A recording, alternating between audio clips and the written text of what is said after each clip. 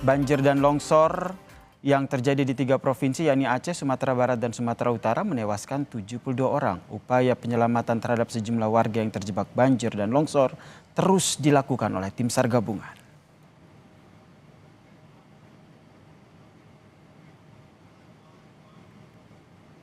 Sejumlah wilayah yang menjadi dampak banjir di Aceh, seperti visual yang Anda saksikan ini, saudara.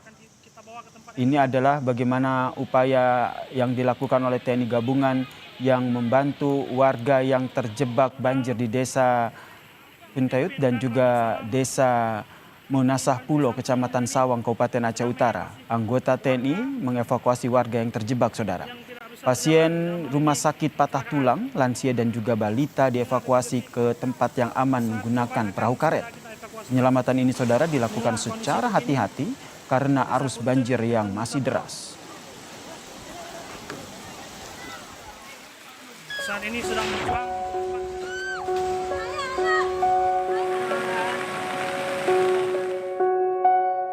Inilah penyelamatan korban banjir di Kecamatan Marancar, Tapanuli Selatan, Sumatera Utara. Penyelamatan dengan tali ini dilakukan akibat jembatan ambruk diterjang banjir bandang. Banjir dan longsor yang menerjang Pulau Sumatera mengakibatkan sejumlah jembatan terputus. Wakil Menteri Pekerjaan Umum Diana Kusumastuti bilang, pemerintah telah mengirimkan alat berat untuk membersihkan material longsor di Aceh, Sumatera Utara, dan Sumatera Barat.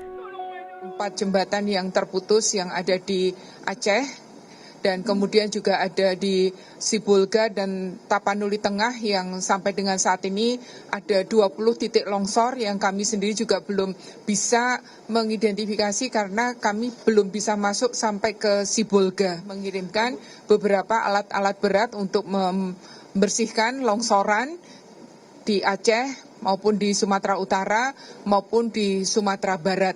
Dan mudah-mudahan alat berat kami yang saat ini sudah siap segera bisa sampai ke lokasi. Banjir bandang dan longsor Sumatera juga mengakibatkan puluhan orang meninggal dunia. Kepala Pusat Data dan Informasi BNPB, Abdul Muhari, mengungkap, data sementara hingga Jumat siang, total korban meninggal dunia akibat bencana banjir dan longsor di Sumatera Utara, Barat, dan Aceh mencapai 72 jiwa. Dengan rincian di Aceh 6 warga meninggal, Sumatera Utara 57 korban jiwa, dan Sumatera Barat 9 korban meninggal dunia.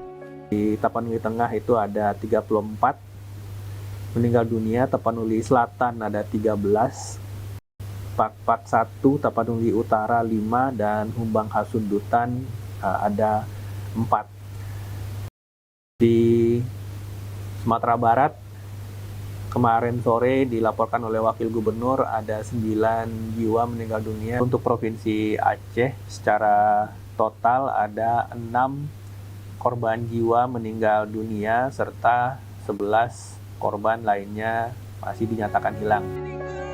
Walhi menyoroti bencana banjir longsor dan kondisi hutan Sumatera. Direktur Eksekutif Nasional Walhi, Boy Jerry Evans Sembiri, menyebut bencana kali ini sebagai bencana ekologis karena tidak terlepas dari kerusakan lingkungan seperti aktivitas tambang dan pembalakan hutan. Kawasan lindung berfungsi untuk memproteksi terjadinya banjir. Kejadian yang ada ini tidak terlepas dari kerusakan lingkungan.